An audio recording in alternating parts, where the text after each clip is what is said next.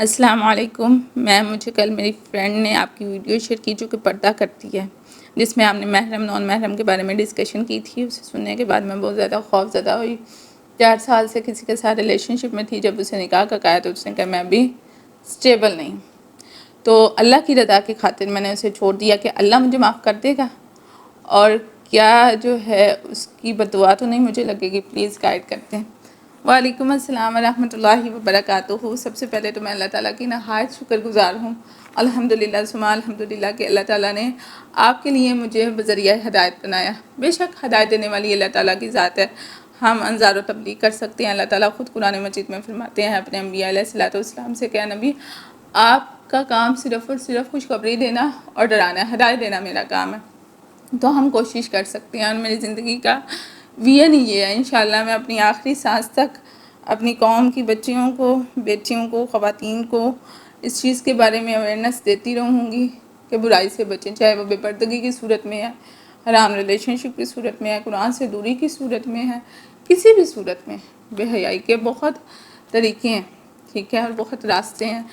تو بات کرتے ہیں آپ کی کہ سب سے پہلے آپ کو اللہ تعالیٰ کا نہایت شکر گزار ہونا چاہیے کہ اللہ تعالیٰ نے آپ کو برائی سے نکال کر اچھائی کی طرف لے کر آئے ہیں، حرام سے نکال کر حلال کی طرف لے کر آئے ہیں، اندھیرے سے نکال کر روشنی کی طرف لے کر آئے ہیں، اور اللہ تعالیٰ نے آپ کو ہدایت دی ہے، ٹھیک ہے۔ اس پر اللہ تعالیٰ کا شکر ادا کریں۔ دوسرا، اللہ معاف کرے گا یا نہیں معاف کرے گا تو وہ رب العالمین ہے۔ جب بندہ گناہوں کا بوجھ لے کر اور نادم ہو کر اس کے آگے سر جھکاتا ہے تو بے شک اللہ تعالیٰ معاف کرتا ہے۔ حدیث میں آتا ہے اللہ کے نبی صلی اللہ علیہ وسلم نے فرمایا ندامت توبہ ہے، اور ایک روایت میں آتا ہے اللہ کے نبی صلی اللہ علیہ وسلم نے فرمایا گناہ وہ ہے من حاک فی صدری کا، جو تیرے سینے میں کھٹکے اور تو اس سے خوف محسوس کرے کہ لوگ اسے مت لاؤ، اور نیکی وہ ہے جسے کر کے تو پرسکون ہو، ٹھیک۔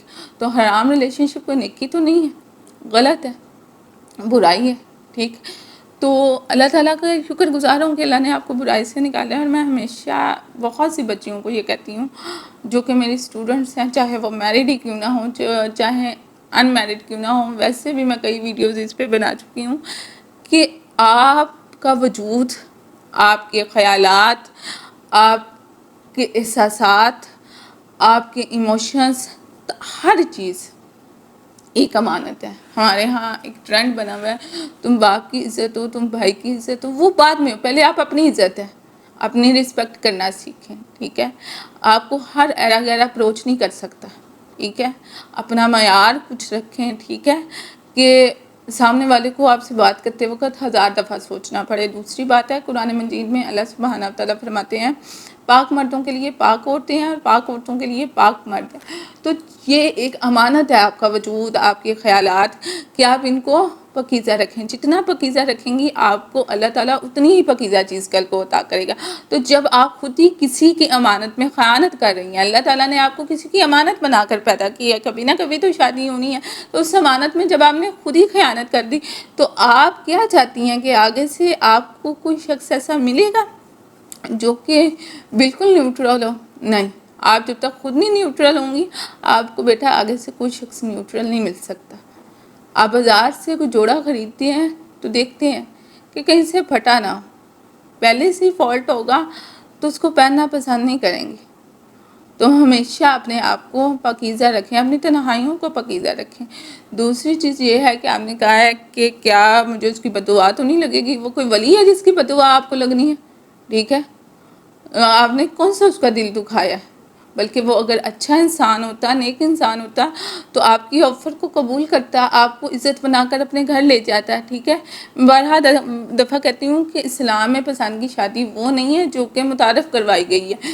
اسلام میں پسند کی شادی یہ ہے کہ آپ کسی بچے یا بچی میں نیکی دیکھتے ہیں تو اس کو نکاح کا پیغام بھجوائیں، اس سے اپنے گھر کی عزت بنائیں۔ اللہ کے نبی صلی اللہ علیہ وسلم نے اللہ کے حکم سے جن خواتین سے نکاح کیا ہے انہیں نکاح کا پیغام بھجوایا۔ صحابہ کرام بھی جس عورت کے بارے میں سنتے تھے کہ وہ دیندار ہے، اچھی ہے، تو اسے نکاح کا پیغام بھجواتے تھے۔ حضرت خدیجہ نے بھی تو اللہ کے نبی صلی اللہ علیہ وسلم کو نکاح کا پیغام بھجوایا تھا۔ تو جو مرد ہوتا ہے وہ تعلق قائم نہیں کرتا، وہ نکاح کا پیغام بھیجتا ہے، گھر کی عزت بناتا ہے، ٹھیک ہے، اپنی عزت بناتا ہے، کیونکہ اس کا اپنا کوئی کردار ہوتا ہے، اس کی اپنی کوئی عزت ہوتی ہے، اس کی اپنی کوئی رسپیکٹ ہوتی ہے۔ تو جس کی اپنی کوئی عزت نہیں، اپنی کوئی رسپیکٹ نہیں، وہ آپ کو کیا رسپیکٹ دے گا؟ یہ جانوروں کی طرح ایک دوسرے کے پیچھے بھاگتے رہنا یہ کوئی زندگی ہے؟ اس کو آپ لوگ زندگی بیٹا کہتے ہیں؟ یہ تو کوئی زندگی نہیں. اللہ تعالیٰ نے آپ کو انسان بنایا ہے تو انسانوں کی طرح زندگی گزاریں. اور اس ہوپ میں کسی سے چیٹنگ کرنا، اس ہوپ میں کسی سے فون کالز کرنا، اس ہوپ میں تصویریں ایکسچینج کرتے رہنا، ویڈیو کالز کرتے رہنا، او بلا بلا بلا، پتہ نہیں بچے کیا کرتے ہیں آج کل کے. مجھے تو سمجھ نہیں آتی اس جنریشن کو کیا کیا کہ یہ نہیں ہے کہ اس ہوپ میں ہے کہ ہماری شادی ہو جانی ہے آپ یہ سب کچھ کرتے پھریں. نہیں ٹھیک. اور کبھی بھی ایک حلال کام جب ہم نے اختیار کیا ہے تو اس پر آپ کو گناہ نہیں ہوگا، بلکہ اس پر استقامت اختیار کریں تو آپ کو کوئی بھی اس سے جو ہے نا بددعا نہیں لگے گی. میں تو کہتی ہوں کہ جتنے بھی حرام کاموں میں یہ ملوث ہے نا، حرام ریلیشن شپ میں، دیکھیں ایک دوسرے کو بددعائیں دے کے، کسی کی بددعائیں نہیں قبول ہونے والی. ٹھیک ہے، وہ کوئی ولی نہیں ہے. صحیح. تو اپنے آپ کو پاکیزہ رکھیں، اپنے خیالات کو پاکیزہ رکھیں. ٹھیک. اور جیسا کہ میں نے پہلے بھی کئی دفعہ کہا ہے کہ کبھی بھی ضرورت پڑ جائے نان محرم سے بات کرنے کی تو بھائی کہہ کے بات کیا کریں، کیونکہ یہ ایک ایسا لفظ ہے جو انسان کے اندر شفقت کو پیدا کر دیتا ہے. ٹھیک. سامنے والے کے لیے شفقت کو یہ بہت بڑا لفظ ہے. میرے لیے اسپیشلی یہ بہت بڑا لفظ ہے کہ جس کو آپ بھائی کہہ رہے ہیں اس کا مرتبہ آپ کے دل و دماغ میں بہت بڑا ہے. یہ بہت مقدس، دنیا کا مقدس رشتہ بہن بھائی کا ہے. اور ہر شخص اس قابل بھی نہیں ہوتا کہ آپ اس کو بھائی کہہ سکیں. ٹھیک ہے. تو پھر دوری اچھی جس میں آپ بڑی زیادہ دینداری، اچھائی اور راست بازی دیکھیں اور ضرورت کے تحت بھائی کہہ کر بلا لیں. ٹھیک ہے. جب بھائی کہہ دیں گی تو کوئی اور جذبہ پیدا ہی نہیں ہوگا. ٹھیک.